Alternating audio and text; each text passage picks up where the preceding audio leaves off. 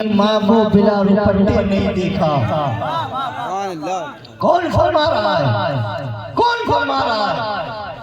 فاطمہ الزہرا حسنین کریمین فاطمہ الزہرا کی کون ہے؟ آپ ایسا جانتے ہیں؟ ذرا بتائیں۔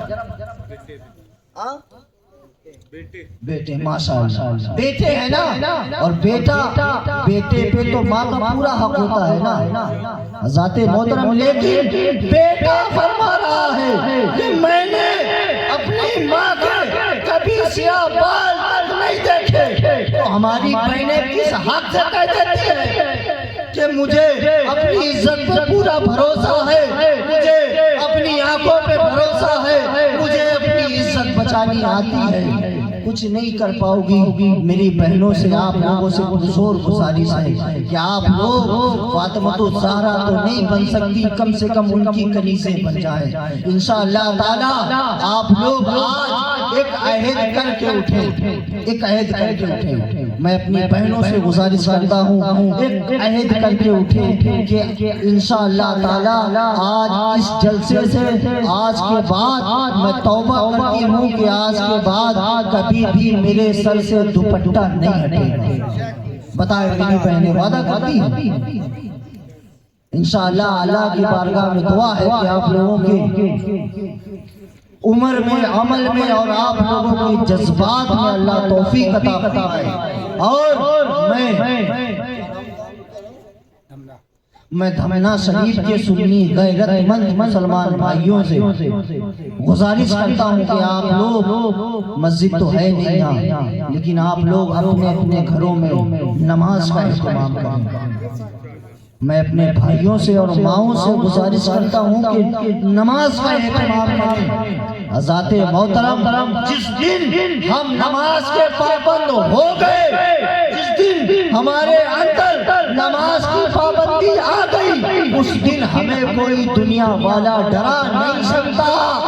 جس دن ہمارا ایمان کامل مضبوط ہو گیا، اس دن ہمیں کوئی دنیا کی طاقت ہلا نہیں۔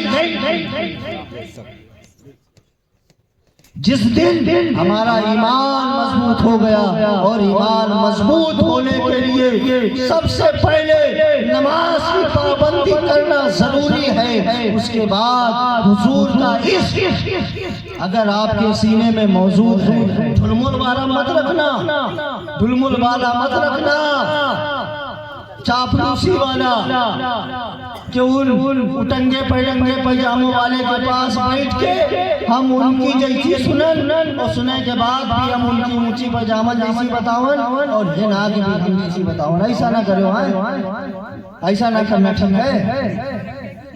سنیوں کا ہے، ہم لوگ الحمدللہ اہل سنت والجماعت والے ہیں، اور انشاءاللہ تعالی آج ہیں، کل بھی رہیں گے، اور مریں گے بھی تو اہل سنت والجماعت میں ہی ہو کر مریں گے انشاءاللہ تعالی۔ اپنے ایمان کو مضبوط کریں ذات محترم، اگر ہمارا ایمان مضبوط رہے گا تو میں سچ کہتا ہوں کبھی کوئی ہمیں دنیا والا ڈرا ہی نہیں۔ ایک شاعر نے کہا تھا کہ عشق ہو تو عشق کا مطلب سمجھ میں آئے گا، عشق ہو تو عشق کا مطلب سمجھ میں آئے گا، اور ان کا رتبہ جاہلوں کی کب سمجھ میں آئے گا۔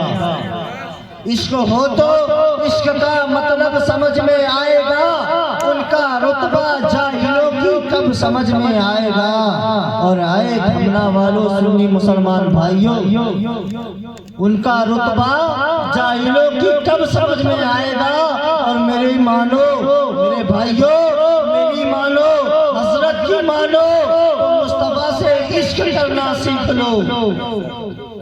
میری مانو تو مصطفیٰ سے عشق کرنا سیکھ لو، اس میں کتنا فائدہ ہے یہ تب سمجھ میں آئے گا، اس میں کتنا فائدہ ہے یہ تب سمجھ میں آئے گا۔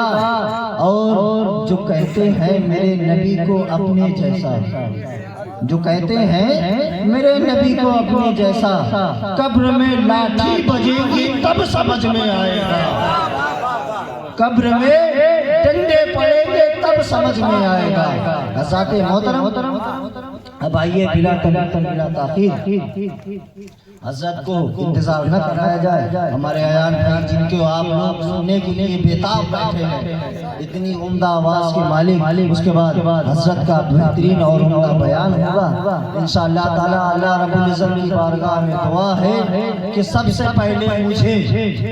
سب سے پہلے مجھے پھر آپ لوگوں کو اللہ رب العزت عمل کرنے کی توفیق عطا فرمائے۔ آئیے ہم اور آپ مل کے استغفار پڑھیں۔ استغفر اللہ ربی من کل ذنب و اتوب الیہ۔ انشاءاللہ تعالی میرے بولنے میں، آپ لوگوں کے سننے میں جو بھی غلطی ہوئی ہو اللہ رب العزت معاف عطا فرمائے۔ استغفر اللہ ربی من کل ذنب و اتوب الیہ۔ السلام علیکم۔